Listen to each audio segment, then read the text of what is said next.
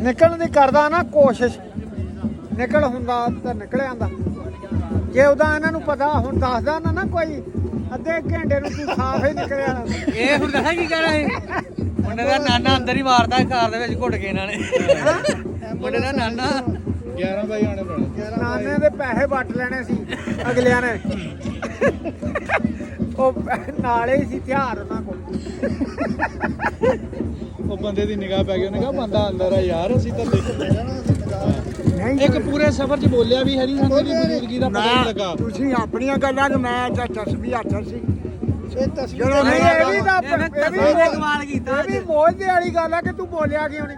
ਮੈਂ ਤਾਂ ਨਹੀਂ ਬੋਲਿਆ, ਮੈਂ ਪੂਰੇ ਰਾਹ ਇਹ ਨਹੀਂ ਬੋਲੇ ਬਜ਼ੁਰਗ, ਅਸੀਂ ਹੈ ਅਸੀਂ ਆ 4 ਜਣੇ ਹੀ ਆ। ਆਪਣੀ ਗੱਲ ਦਾ ਕਾਠਾ ਇਹ ਆਪਣਾ ਜੋ ਮਰਜ਼ੀ। ਨਹੀਂ ਅੱਲਾ ਅੱਲਾ, ਮੈਨੂੰ ਲੱਗਦਾ ਫਿਰ ਆਖਰੀ ਬਖਤ ਸੀ ਯਾਰ। ਮੈਂ ਕੀ ਲੈਣਾ, ਹਾਲੇ ਨਹੀਂ ਆਖਰੀ ਵਕਤ।